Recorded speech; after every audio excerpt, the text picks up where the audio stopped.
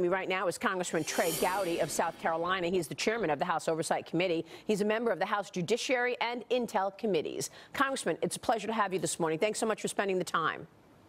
Yeah, ma'am. Thank you.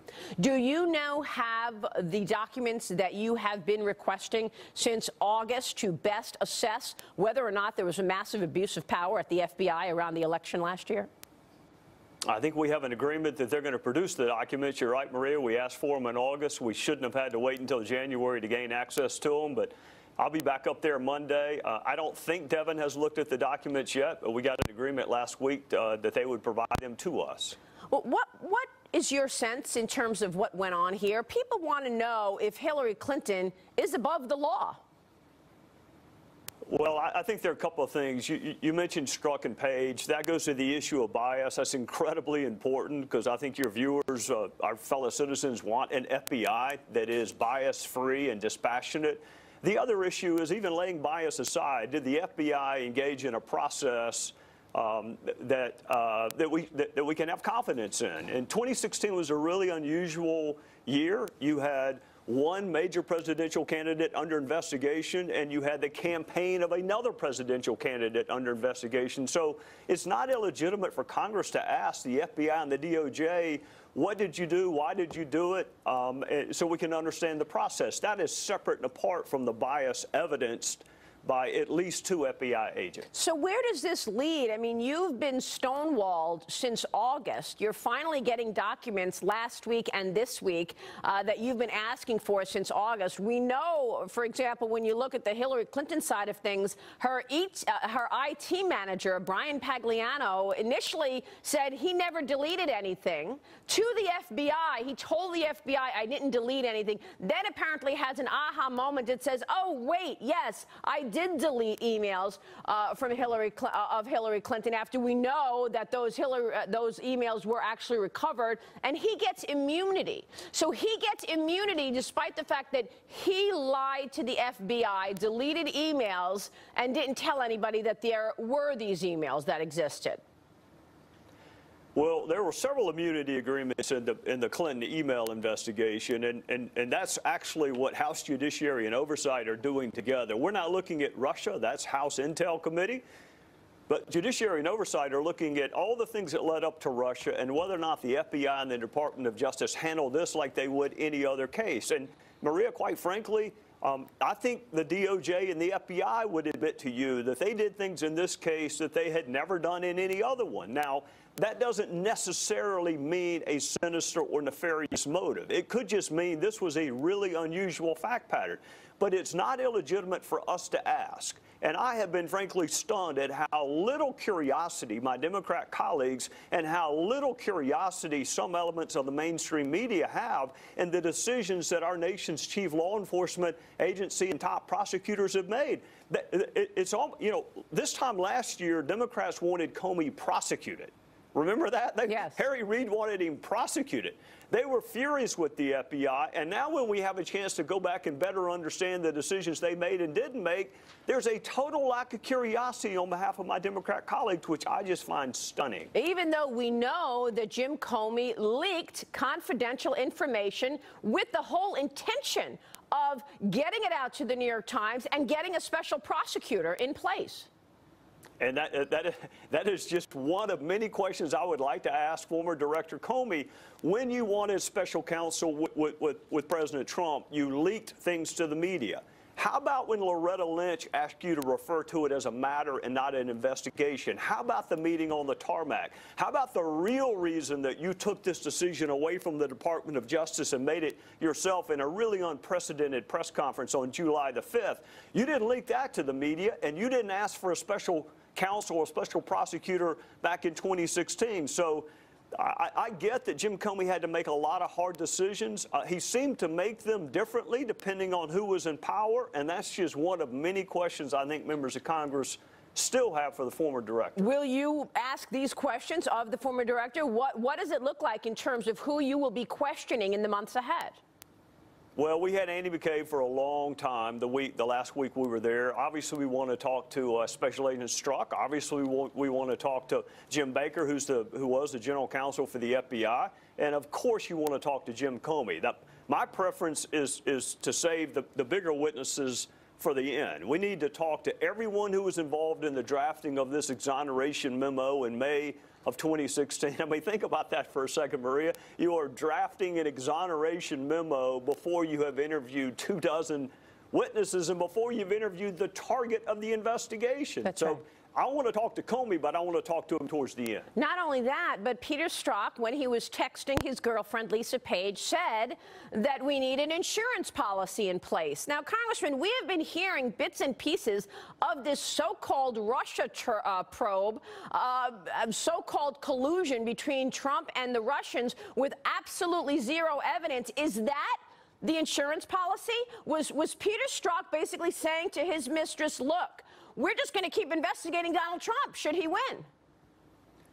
Boy, it surely reads that way, but the only way we're going to know that is to interview Lisa Page and Peter Strzok. We've already interviewed Andy McCabe, because in that text that you made reference to, they also made reference to a conversation they had in Andy's office. So we've already interviewed Andy McCabe. We need to interview Peter Strzok and Lisa Page to figure out what insurance policy. Keep in mind, these two FBI agents, these dispassionate FBI agents who are immune from bias, one of them said the election result should be 100 million to 0.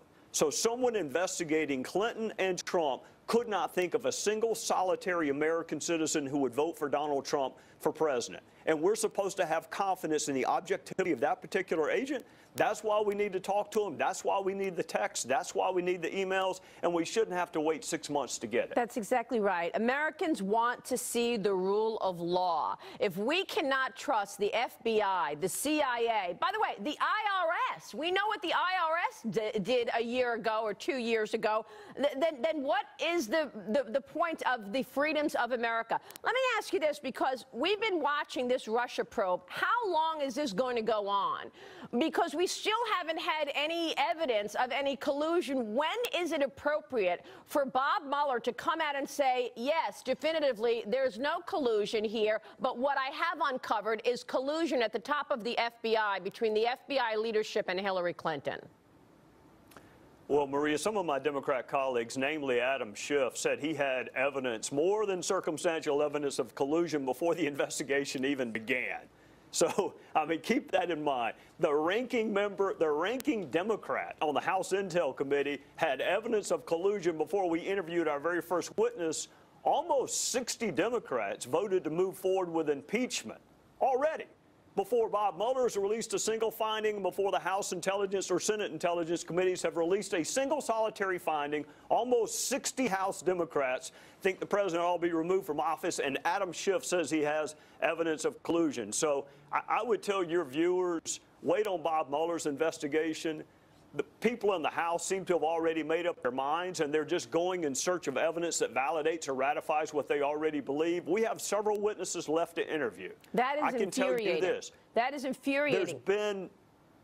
Well, it's only infuriating if you have high expectations. I have been in Congress 7 years. That is not where serious investigations take place. It is where Senate campaigns in California take place, but it's not where serious investigations take place. I do have confidence that Bob Mueller's going to reach the right decision and interview the right people, and hopefully the American people can have confidence in the result he produces. But you can't have confidence in an investigation where the ranking Democrat prejudges it before you've interviewed your very first witness. That's right. And we can't have confidence if nothing's being done and there's never any accountability here. Obviously, you have been searching for the truth. Devin Nunes is searching for the truth. But people are questioning the head law enforcement individual. Here's what the guy who used to have your seat, chairman of oversight, said on Fox News this week about Attorney General Jeff Sessions. Listen to this, sir. Attorney General Sessions, his time has come. He's got to go. I agree with Meadows and Jordan on this. He's non-existent in this investigation. He's irrelevant, and I think it was a bad pick, and it's time for him to go. Should Jeff Sessions step down? Well, I think former Chairman Chaffetz, those are two different points. Whether or not he should step down, I can't think of anything he's done since he's been the Attorney General that warrants his removal from office. The better question, I think, is whether or not he should have been the pick in the first place, Maria, and whether President Trump should have picked him, and whether or not then Senator Sessions should have said, you know what, maybe I'm not the right person.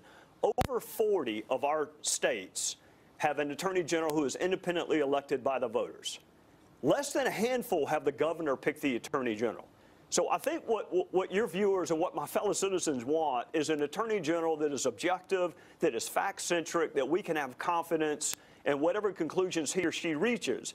And as long as we continue to pick friends and campaign supporters to be the attorney general, and whether it's President Obama with Eric Holder, or whether it's John F. Kennedy with Bobby Kennedy, or whether it's Trump and Jeff Sessions, the attorney general position is too important to reward some political supporter with. So I can't think of anything he's done since he's been the AG that warrants his removal. I can think of a lot of reasons that maybe the president should have interviewed other people and found someone apolitical and independent to hold this very important position. By the way, at this point, the Democrats will make it very hard in terms of putting another AG in place. It would fall to Rod Rosenstein. Well, they made it pretty hard to put Sessions in place. I think the vote was, what, 51 to 49? That's the environment that we live in. I mean, you could pick Jesus and the Democrats would vote against him. I mean, that's the environment that we're in. So if you're not going to get Democrat support, at least have the self-awareness to know that you picked the very best woman, the very best man that you could. I just think this position is too important to reward a political supporter with. Pick someone who's really, really good at law enforcement and frankly is apolitical, or let the people decide. Let the Supreme Court pick. There are lots of different ways to pick an attorney general. Mr. Chairman, we all want the truth. Thank you so much for joining us, Trey Gowdy. We'll see you soon, sir.